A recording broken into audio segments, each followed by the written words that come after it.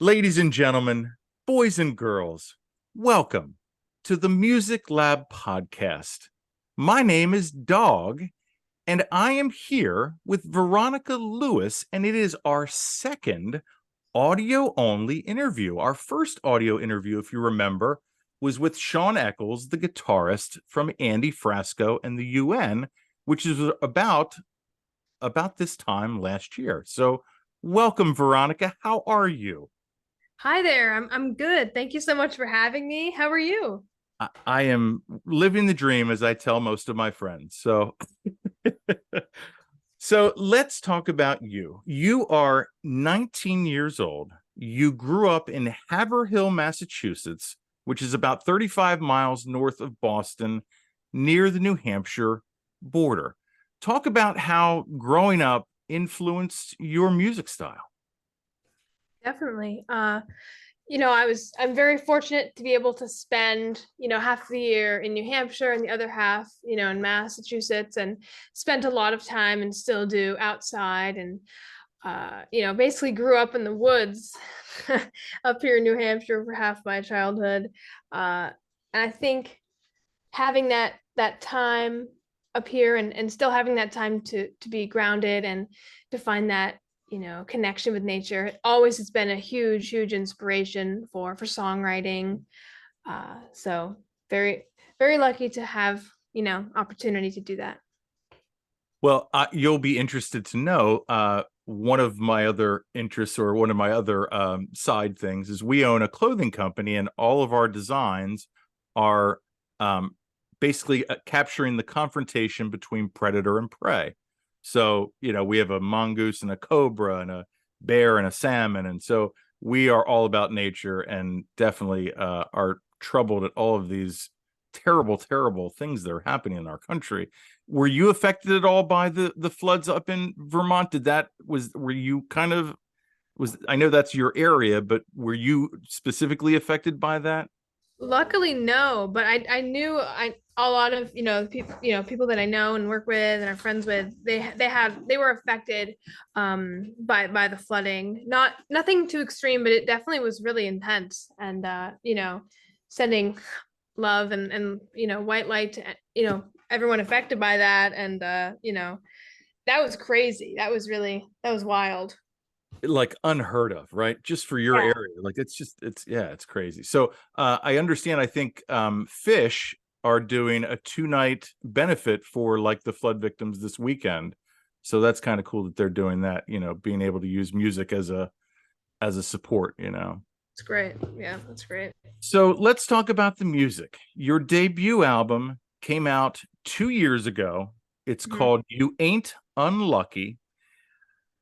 How did that come about? Who produced it? And, like, talk about that experience, doing your debut album. I just can't imagine.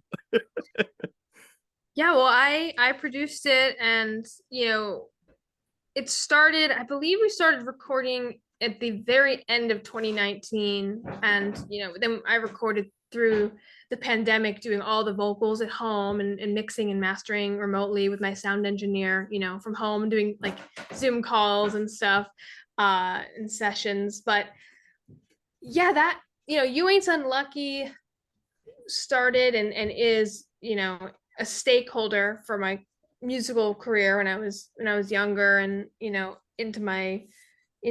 17, which is when I released it. And I wanted to show the influences that I had musically growing up, and where I started as a songwriter, and my love for blues and roots rock and roll and Americana and New Orleans and Cajun music. I wanted to encapsulate all of that with You Ain't Unlucky. And so I self-produced it, wanted it very, raw and almost, I like to think of, showing up to Sun Studios in the 50s and just having, just hitting record and just letting it be encapsulate that live energy of performing, and what the blues and what roots is all about, which is spontaneity and connection between live players, a lot of improvisation. Yeah, like doing that one take and recording it and just letting it be, like, Yeah, definitely getting that vibe for sure. Mhm. So some of the highlights for me, in particular with this album, "Is You Is My Baby," "Fool Me Twice," "Put Your Wig on Mama." Between those three, what was the most fun about those songs?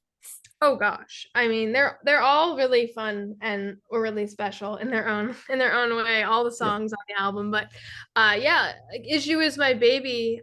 I had written the music for that song way before having, arranged it fully. I had just come up with the progression and some of the riffs in the right hand. And I was just listening to Louis Jordan one day and I came across Is You Is or Is You Ain't My Baby for the first Yep. time, and I just really connected with those lyrics and just the whole emotion of that song. So I reworked the lyrics and I knew that this, instrumental thing I had been working on would work so well with that. So kind of, with Is You Is and with Woo Wee Sweet Daddy, those are, two of the only covers on the album. And I wanted to show, my influences, and Katie Webster and Louis Jordan were big influences for sure. Absolutely. So that's a good segue. Let's talk about your inspirations and your influences, because if no one's ever heard of you, how would you describe your sound? Well, I think with You Ain't Unlucky, it's roots rock and roll, it's blues, Americana, um, definitely a mixture of everything that I loved growing up, and I still love, but showing and honoring the pioneers of these early styles of American music that really inspired me to become a songwriter and to become a piano player and a singer and a musician. So it was really an album to honor that and to show where I came from. Yeah. Yeah, it really is a reflection of where you came from. I don't think I could have said that any better. So well said. So let's talk about the piano. Her name is Margaret, and what is the story behind Margaret?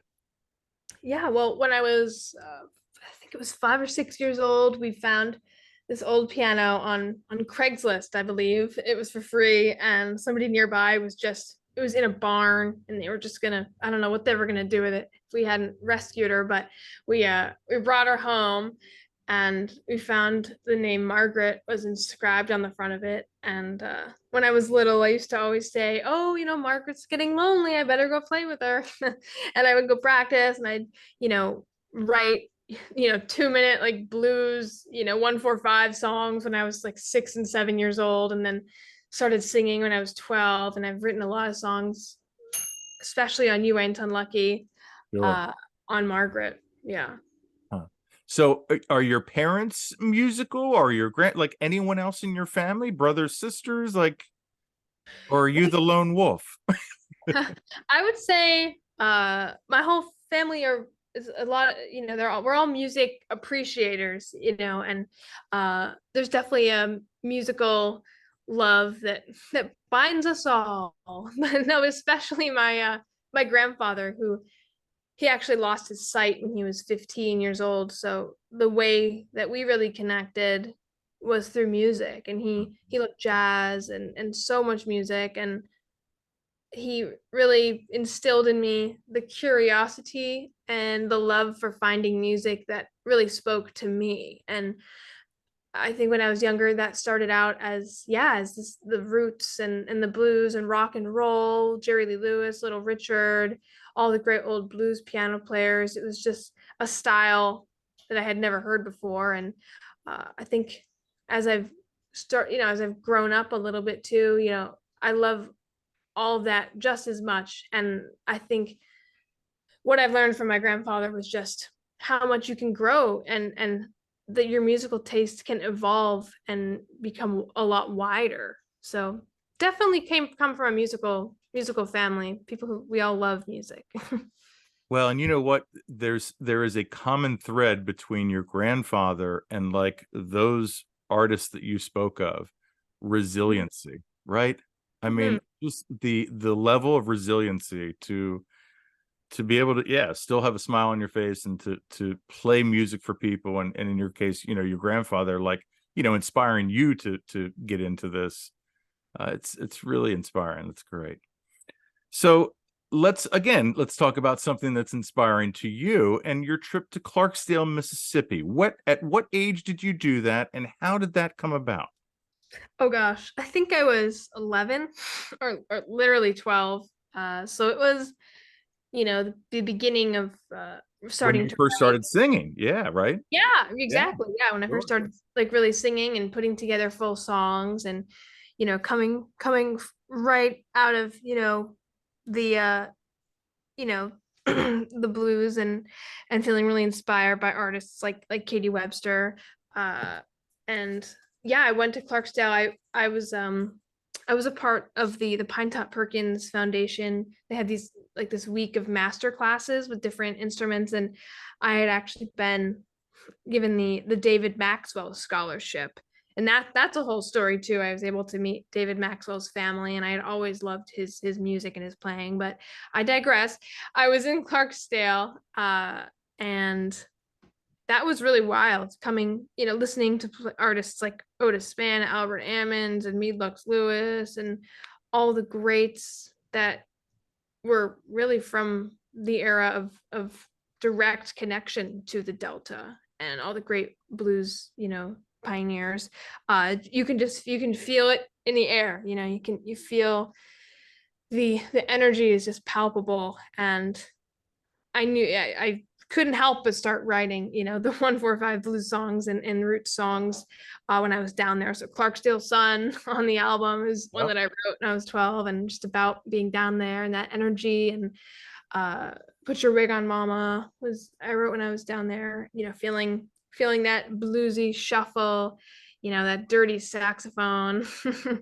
Yeah, that was just a really cool time right when I was in the height of, inspiration from the blues and from roots music. Sure. Yeah, yeah. So, do you remember your favorite meal in Clarksdale? Oh, I mean, there was a lot of really, uh, really cool food and really great food. I think actually one of the jams or one of the big events at Hobson's Plantation with the master class, they got tamales, which I was not expecting, but they were actually really good and I hadn't had them before. So yeah, that was the most memorable food I think I had down there. I was just there for a couple of days, but it was really cool. So you were just there. Oh no, I just meant Oh, I was in Clarksdale for a couple of days when I was 12. gotcha. I understand. I Feels apologize. like just yesterday though. It does. As we reminisce, right? Oh yeah, it takes me back. So, speaking of taking us back, let's go back to high school. And, I think this is a huge accomplishment. And I'm not sure how you feel about it, and you can kind of talk about that in your response, but you were the valedictorian in your high school. What was your graduating class? It was 2021, so it was the year I released the album. Yeah. Yeah, so that was like 2 years ago. And I back in 10th grade, I switched to to doing like an online school because I was going down to Memphis and that and doing a bit more intensive touring and traveling for my music. And then the pandemic happened. I think it was literally within like 6 months of me deciding to go online for touring and traveling. And so I just stayed online through graduation, and it was because it was the easiest thing, transition wise. I was already completely remote. And yeah, I always loved school, and I love, learning and growing with different facets of, my brain and my life. And it was a nice change up throughout the day because I spend so much time, and I'm so grateful to be able to do so on my music and on writing and in that world. So it was kind of a nice switch during the day to work a different part of my brain, and I just really dove into it. And yeah, I was valedictorian, and I'm honored to have been a part of that school, this online school. And it was a lot to juggle with, but luck it was all remote, so I was able to kind of cater it around, the album release cycle and all the interviews and stuff. So it was tough, but I made it, but it was, at least I could shape the schedule. So I'm always, that was a good experience. Yeah, thank God for technology, right? Yeah, exactly. Yeah, it was really cool though. I was in class with people from all over the world, and it was a really cool experience. Yeah, yeah, yeah. So I guess being, on the road and on the go as much as you've been basically since high school, is it tough to have like a circle of friends or close friends or, talk about your friend group? Yeah, definitely like small, but I f- I find that there's certain friends that I've had forever, and I think a lot of my friends too are really busy doing what they're doing. I have a friend who was a Olympic training ice dancer, and now a up and coming fashion designer in New York at Parsons. I have another friend who Wow. is, Okay. yeah, full time at college, and so even and I've been friends with them since we were in like fourth grade, and my other friend, we've been friends since like we were five. And even if there's some time that passes when we're busy doing what we're doing, I'm traveling, they're working, and they're at college, then we, even if we come back and after a while, it's still like we have never stopped talking. So yeah, I mean, it is hard to find time to do things socially, I think, with everything that I'm doing right now, but I'm grateful to have a close circle of, friends that I've had forever, and we just are there for each other for sure. Yeah. So a friend group is quite like a band. So let's talk about the band. How each member kind of came into your life and how this became, because you guys are a four piece or Yeah, well, it's I've had the honor of playing with a bunch of musicians throughout the last few years. okay. I started solo. Right.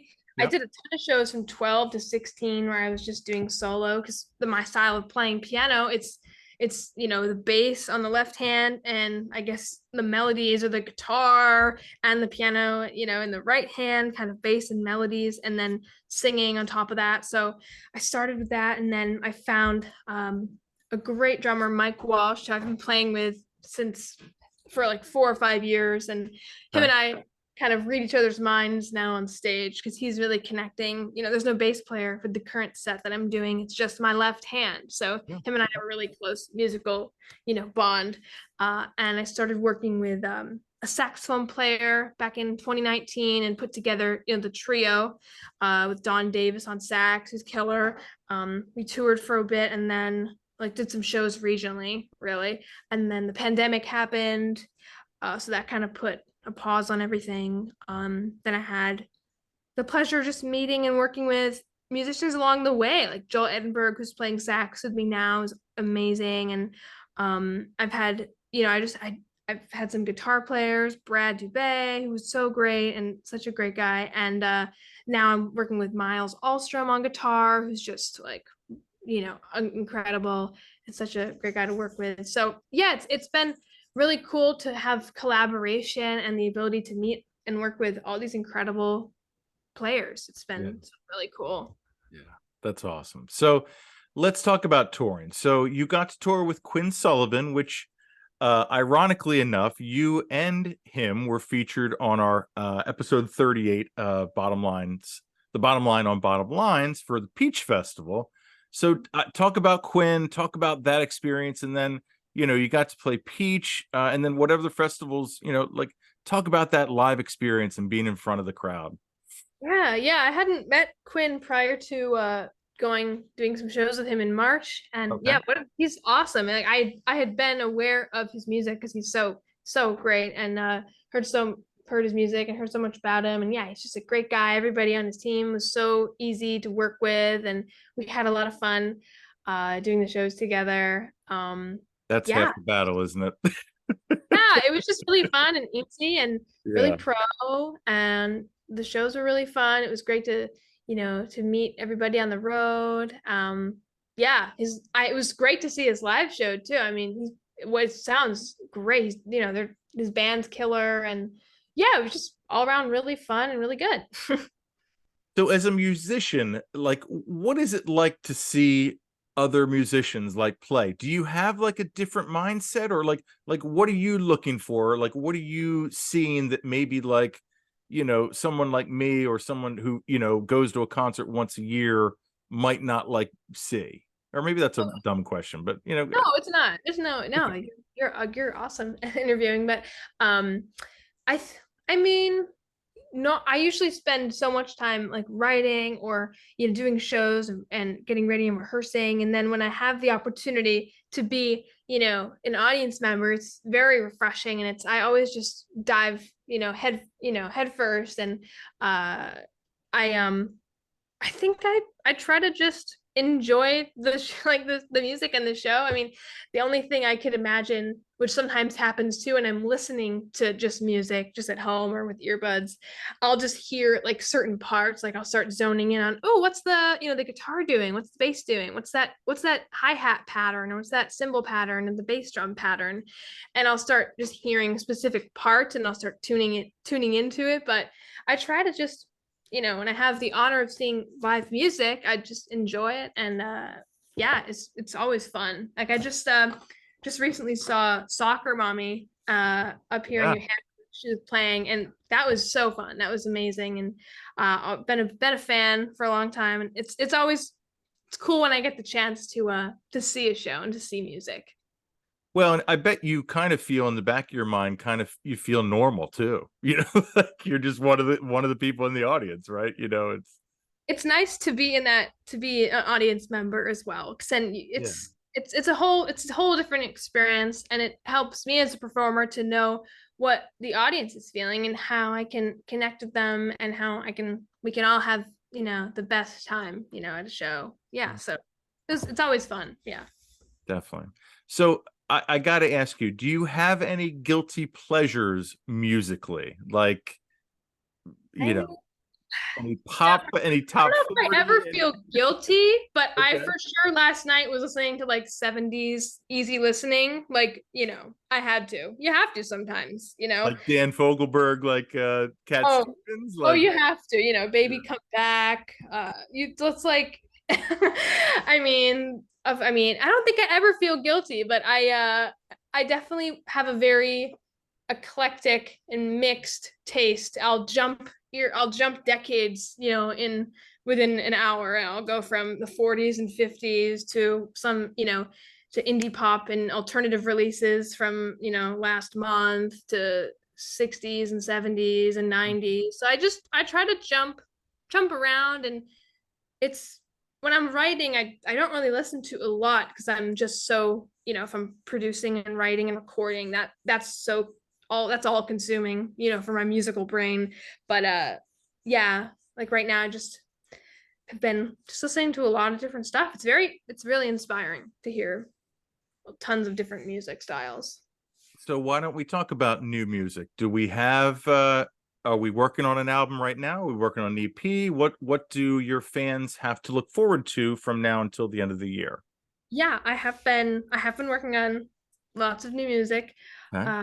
and looking into this next batch of songs, I've grown a lot as a producer and as a singer and as a musician. During the pandemic around I think the end of 2019 and beginning of 2020, I actually started writing a lot of songs on guitar, and Oh, okay. I have continued to work on that and to bring that into my new music. Um, I'm not going to say too much, but it is a big evolution, and I'm extremely, extremely excited and proud for everyone to hear the new music. Yeah, I'll say no more, but but I'm really pumped, and we have played a couple of the new songs live. Oh, Just okay. yeah, I think at Peach, and we actually debuted a couple of new songs, and they're really fun to play live. And as what I could feel in the audience, everyone was really excited about it, and we definitely were sharing a moment, us up on stage and the audience. So yeah, I'm excited, and hopefully soon it'll be released. Working on working on some stuff too that's going to be before the album release. So there's definitely a lot in the works. So yeah, everyone can stay tuned. Great. So, what do you feel is the biggest challenge right now in the music industry as an artist like yourself? Jeez. I guess I don't know. I mean, I think a lot, I'm just, I guess, speaking for myself, but it was such a transition to come back to live shows, and it's just so such an out of body experience that now we can be back out and be playing. And I've been doing shows this year, and it's still every once in a while I still just can't believe that we're actually all back and we can play live shows, because it's such a special energy. It's just you can't really even describe it or explain it, but something so special about playing live and connecting with the people in the audience, and we're all there together. But I guess to answer your question, I mean, I don't know. I guess I don't know if I I think don't you've know. already answered it, because I feel the same way. For someone who goes to probably 30 to 40 shows a year, when we lost that for, a year and a half, 2 hours, like a big part of me, like there was a void that just, the live streams, the parking lot shows, like it just wasn't the same, like it wasn't like that communal experience with other like-minded people who just want to. Yeah, I'm glad that you said that. So you definitely answered the question.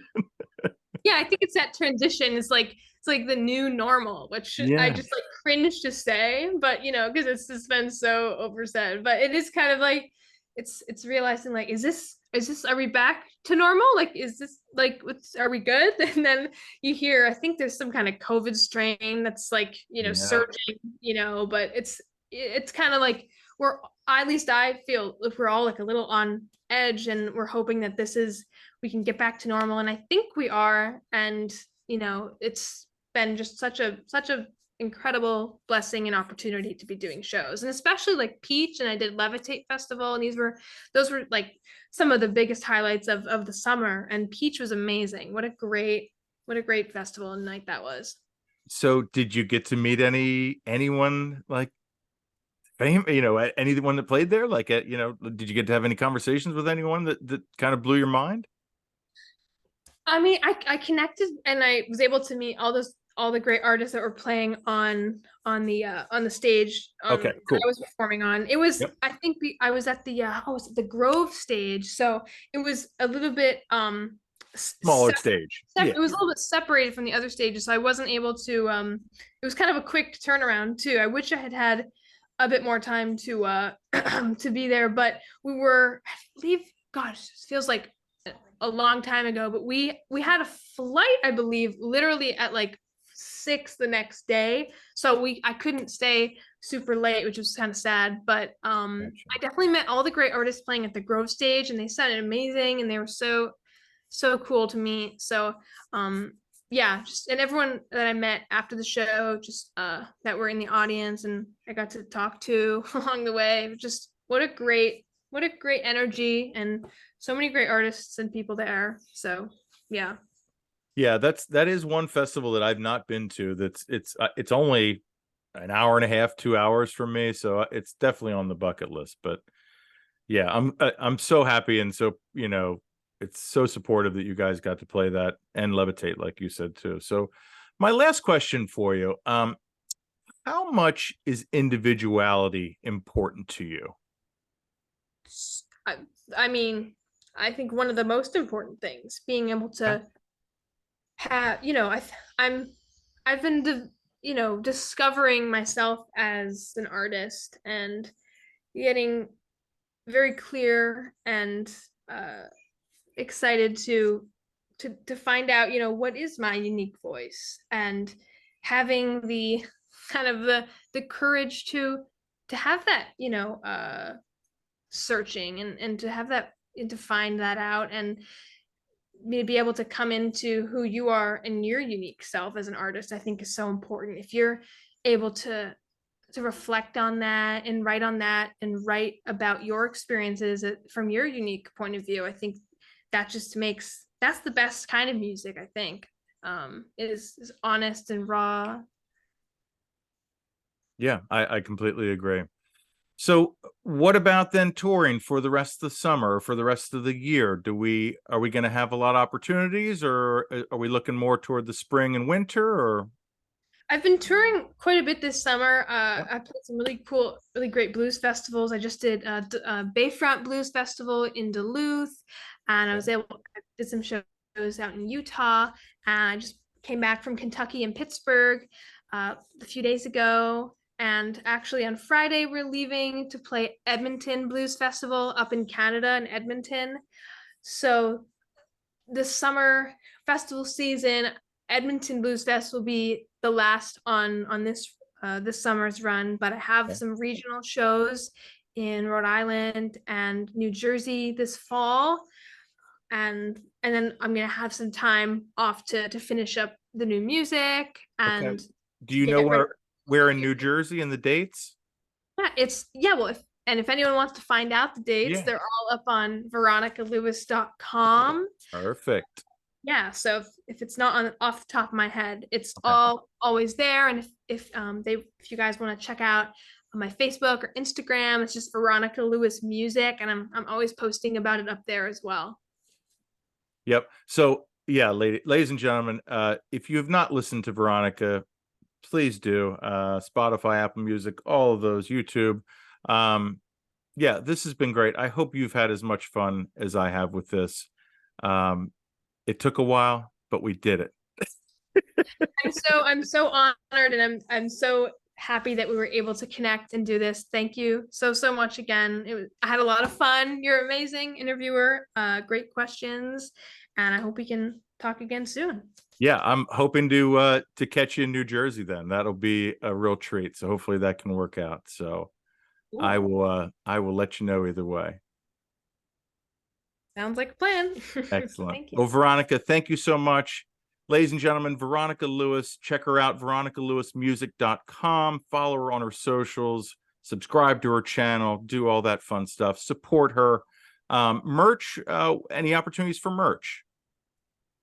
Yeah, if you go on my website, veronicalewis.com, you Okay. can find a link to my merch. I have some new t-shirts and Sweet. some signed CDs as well, and some other fun stuff. So yeah, you can check that out if you want to. Cool. Excellent. Excellent. Do that. Do that. Do that. Do that. So, ladies and gentlemen, also check out our sponsor, like I said, RAR Outfitters. That's www.raroutfitters.com.